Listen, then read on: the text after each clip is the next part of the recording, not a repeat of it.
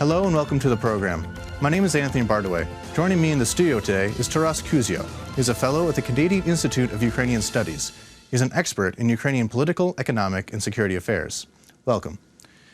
Hi. Mr. Kuzio, you have recently wrote a book, it's about to be released, called Putin's War Against Ukraine. But it began being written before the actual war began. So the obvious question there is, what was it supposed to be originally, and when did it become what it is? Well, I obviously knew the war was going to happen. I had all this great intelligence and we pre-planned everything. No, back in 2012, myself and some colleagues in North America who run something called the Ukrainian Studies Fund of the US, they fund academic programs in the US and Canada, came to the conclusion that there was hardly anything in the English language particularly about the Donbass, this region. It's quite a bit about the Crimea, but nothing about the Donbass. And this was a time when Viktor Yanukovych was president. The Party of Regions was basically creating a monopoly of power in the country. So we needed to get something out. The project begins in 2013, in September, the academic year when it begins. Bam! Euromaidan. Literally 2 months after the project begins, and then Crimea, and then Donbass. So the timing was impeccable, but that threw the project off in a different direction in many ways, because it wasn't then just about the question of what is the Donbass, what is the Party of Regions. It became far broader, and it expanded from 3 to 4 years, because in effect we lost a year from 2014 to 2015, when there was like the whole world's media was asking for interviews. I mean, it's a time, if we remember back then, that the Ukrainian question, including Russia, Ukraine, Crimea, Donbass, was literally on media channels throughout the world. I was getting requests from Latin America, China, East Asia, Japan, everywhere for interviews. So that threw it off. So of course it had to adapt to the reality, which was that we have a Ukrainian-Russian war, that this has led to the biggest crisis in Russian-Western relations since World War II, and all of the consequences from that. Okay, so what changes have you seen in the Donbass as you were writing, as far as people's attitudes, cultural ideas? You write a lot about national identity and things, so if you can talk more about that. Well, to me, what is interesting is that, and in the book, what I've done is I've done a massive bibliography, which is useful for academic professors and students, of about 300 publications, which have been published since 2014 on this topic, on these topics of the Ukraine-Russia crisis, if you want to call it that. And these are primarily academic and think tank publications in English. I'm not even talking about the ones in the media, that's a separate whole bag. So that's a huge number of publications. This is the biggest explosion of academic and think tank writing on Ukraine ever, far more than in the sort of period from 1991 to 2013. And the problem, though, with a lot of this writing on Ukraine and on the crisis is that many of these things were written by people sitting in the West. They never traveled to Ukraine. Never mind going to the eastern Ukraine, they never even went to this country. So it was written by people with, like, shall we say, people on the left who are very critical of Western intrusion into this area, people with pro-Putin viewpoints, people who have a geopolitical perspective where Ukraine's just a source of a tug of war between Russia and the West. My approach was very different, and in some ways more hands-on, and I think this is what gives it an ability to easily outcompete these publications, is that I actually did travel to these areas. I did 15 trips over the course of 3 years, traveling throughout eastern and southern Ukraine, all the major cities. I went twice to the front line with women volunteers. And what does that tell you? It tells you that a lot of the myths surrounding the war, particularly on the language question, on the religious questions, are wrong. Because when you have this image of a conflict as basically an internal conflict, not one created by Russia attacking Ukraine, it's an internal conflict allegedly between Ukrainian and Russian speakers, is completely, utterly wrong. And probably the language question is one of the biggest myths. Of course, it's propagated particularly by Moscow and its information war. It's wrong because you see on the front line that at least about 2/3 or 60%, 50%, doesn't really matter, of the soldiers and the volunteers are Russian speakers. So you have Russian speakers defending Ukraine. They're not all crazy West Ukrainians on the front line. And also a lot of the volunteers, probably the majority of the volunteers in places like Mykolaiv, Kherson, Donbass, Odessa, who are collecting various things for the military or helping the IDPs are Russian speakers as well. So in that sense, it sheds a completely different light on this, that this is not a question of an internal civil war, internal conflict like many people see it, and how Moscow would like the West to see it. Because in portraying it as a kind of an internal civil war conflict, Russia then absolves itself from involvement. So we're not involved. You know, this is Ukrainians fighting amongst themselves, which is completely obviously wrong. Because Russia's created one of the biggest armies in Europe in the Donbass from the separatist forces. So all of these kind of myths are things which I expose. And you can only do that not by sitting in Toronto where I lived or in England. You do that by going on the ground. You're talking to people, photographing them, collecting interviews and such like. And that gives your book greater authenticity and your arguments greater authenticity. So you spoke about how Russian speakers, despite how certain media outlets portray it, are fighting on the front lines for Ukraine. Yes. So this gets into volunteers as well. And volunteers, of course.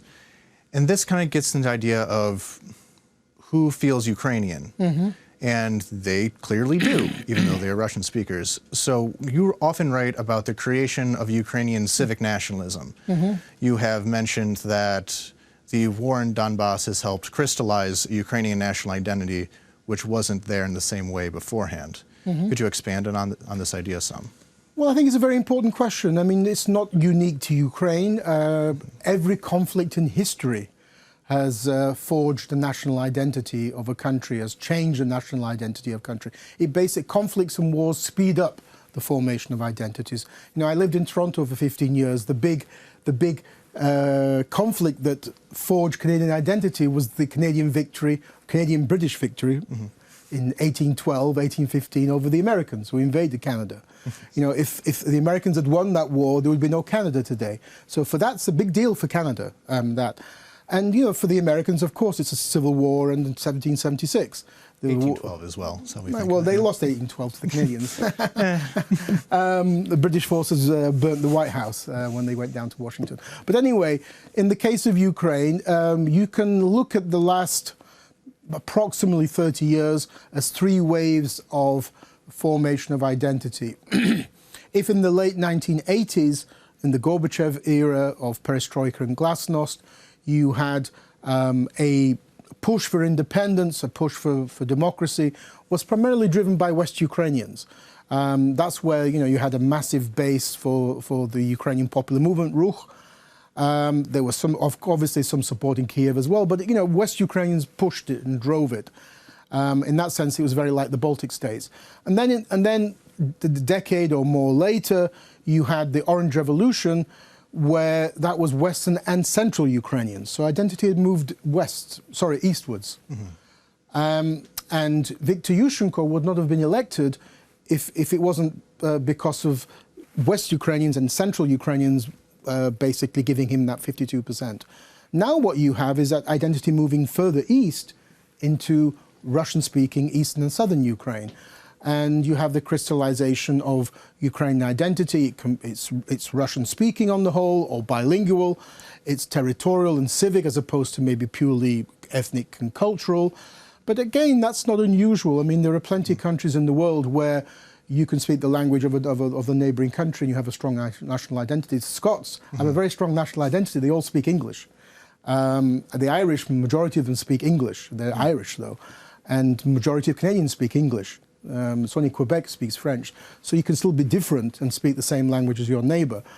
And in the case of the war and the conflict, it speeded up that that crystallization, because in a conflict you can't sit on the sidelines, you can't sit on the fence.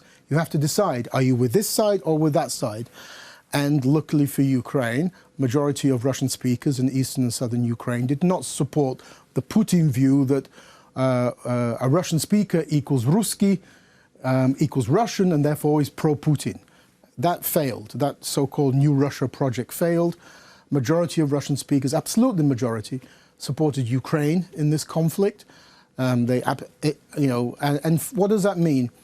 It means that they support a Ukrainian identity which is not Soviet. The identity that you have in the separatist regions is one in some ways similar to in Russia. It's a Russian-speaking Soviet identity. It's very different. This is a Ukrainian-speaking Russian identity.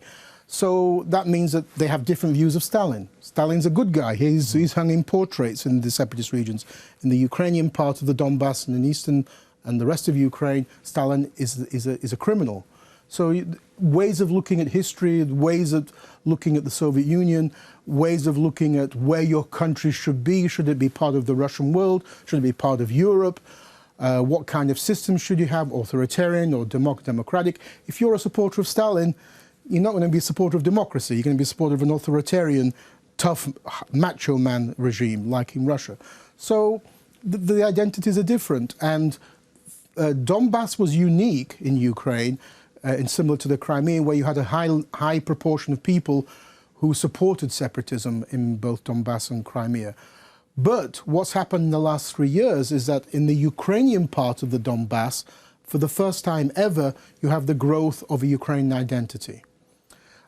So you have literally two parts of the Donbass. One is controlled by separatists, where you have, shall we say, the re-Sovietization, portraits of Stalin hung in Donetsk. And in the Ukrainian part, you have more people now declaring themselves to be Ukrainian, and less that they are Donetsky, they have a regional identity. So all of this is something that we can thank Vladimir Putin for. I mean, he started this war. And what's happened is the opposite of what Putin intended, is that you've actually forged a stronger Ukrainian identity, and Putin's actions in the Crimea, which was like a stab in the back for Ukrainians, and in the Donbass, has destroyed the Soviet myth of brotherly peoples, which was very strong. You know, the Ukrainians and Russians are not really separate people, they're kind of brothers, they're closely brothers. That's gone. It's all gone. So thank you, Vlad.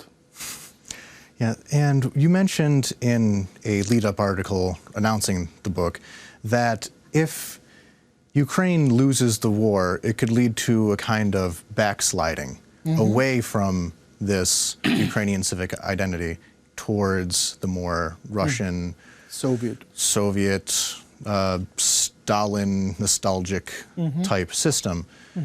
But at the same time, there's all these movements away from that. So could that backsliding really happen? Have we really not gone far enough to prevent that backsliding? Well, I think it's more a question of what I'm trying to say in the book and in the announcements is that this is a war about far more than just a question of territory. Yes, it's a fight over the territorial integrity of Ukraine. Neighbors don't have a right to come in and just take your territory. But it's more than that. It's also a question that historically Russian political thought has not recognized Ukrainians as separate people. It's not recognized the right of Ukrainians to a separate identity, separate nation state. Ukrainians and Belarusians are basically just branches of the Russian people. When they talk about Ruski, they don't just mean Russians, they mean Great Russians, Little Russians, and White Russians. And that's very powerful in the Russian national identity today. Putin always talks about Ukrainians and Russians as one people. Now, therefore, if it was a question of a conflict where Ukraine was defeated, where that Putin could do what he wants to do in Kiev, which is to have a kind of a person like Yanukovych, which would be like Lukashenko in Belarus, in charge, then that would be Putin's ideal for Ukraine. What does that mean? That means that you would have the kind of things that you see in the separatist enclaves taking place, re-Stalinization, re-Sovietization, forcing out of the Ukrainian language, completely making it redundant, not allowed to be used, forcing out of the Ukrainian Orthodox and Catholic churches, bringing back Russification, glorification of the Russian language. Those kind of things that Russia has imported or exported into the separatist enclaves would be brought into Ukraine. So in that sense, this is more than just a fight for territory. It's also a fight for national identity. It's a fight for the right of Ukrainians, as is the right of any people, to decide their own destiny, to decide their own national identity. It's up to people inside Ukraine to decide what kind of identity they have, what kind of system they have, and what kind of relationships they have between national minorities, religious minorities, and the dominant ethnic group. So basically my book points to that, this is more than just a little conflict over with terrorists, over separatists, over this part of Crimea. It's actually something far deeper. And one of the aspects of this, I have a chapter in the book, for example, which I think is a very important chapter, to do with anti-Semitism. Because the Soviet Union propagated what it called anti-Zionism, but it was basically camouflaged anti-Semitism. And that anti-Zionism, so-called, which is an anti-Semitism, is now been revived in those separatist regions. They attack the fact that the Jews of Ukraine, the Jewish minority in Ukraine, has actually supported the Euromaidan and supported the Kiev government in its fight against Russia. So, so in that sense, there's a lot of interesting things here at work. I would say, if a very good way to understand it, it's a clash of civilizations. It's a clash of whether you want to be in a European civilization or whether you want to have your nostalgia for the old Soviet Union. And the old Soviet Union, for the people of that region, of the separatist enclaves, is Russia. And so it's a clash between those two determinants. Thankfully, a majority of Ukrainians want a non-Soviet, independent European Ukraine. So yes, this idea of the clash of civilizations, that kind of gets very interesting. A lot of the book had to do with Russian political theory involving Ukraine and Russian ideas involving Ukraine. But at the same time, we are now looking at the anniversary of the assassination of Boris Nemtsov. He was an alternative to the Putinist outlook. Do you see a possibility of, if Putin's gone tomorrow, is there a possibility for that form of political ideology to show up, or has it all just left to Riga by now? Unfortunately, I think not. It would be fantastic if people like Boris Nemtsov, if he was still alive, and the values that he propagated had a majority viewpoint in Russia, but they don't. Russia will not have a democratic revolution. Ukraine's had 2 in 10 years. Russia will not have a democratic revolution in the near future. The views that Putin propagates are popular amongst a broad section of the public. It's actually wrong to describe this as Russian nationalism, because Russians as a people are in many ways like the English, where I grew up in England. They have never wanted their own separate state. There is no English separatist party, there is no Russian separatist party. They've always wanted to be part of a broader, bigger union. And so in that sense, Russian identity is always related to being part of a superstate, a superpower, a great power, a power that dominates over its neighbors.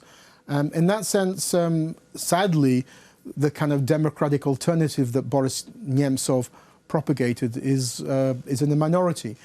And, it's in the minority, but also we have to remember that even many so-called Russian Democrats, not Nemtsov, but many others, actually support Russia's annexation of the Crimea.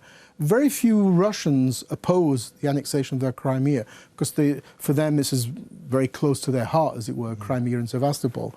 They quibble with Putin over the Donbass, but on the Crimea they don't. And so in that sense, that's why I believe the conflict is far deeper. It goes back to the question, are Russians willing to accept that Ukrainians are a separate people with the right to decide their own destiny, the right to have their own independent state?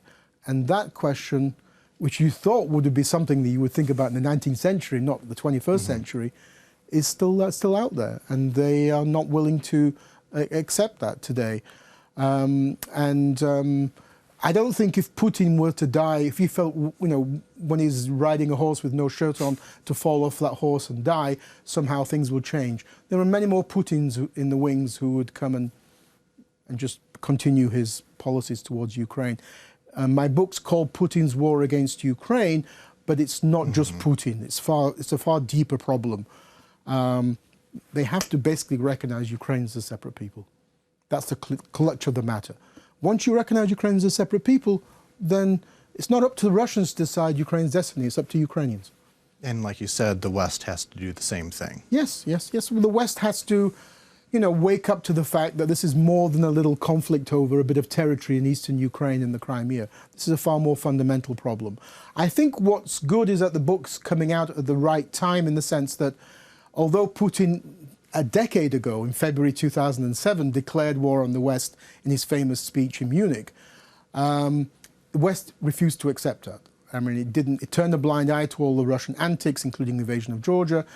Now the West has woken up. It took Russia's interference and hacking in the US elections, the US hacking of many countries in Europe, and Putin's financing of anti-EU nationalist and fascist political forces. So the West has now kind of woken up.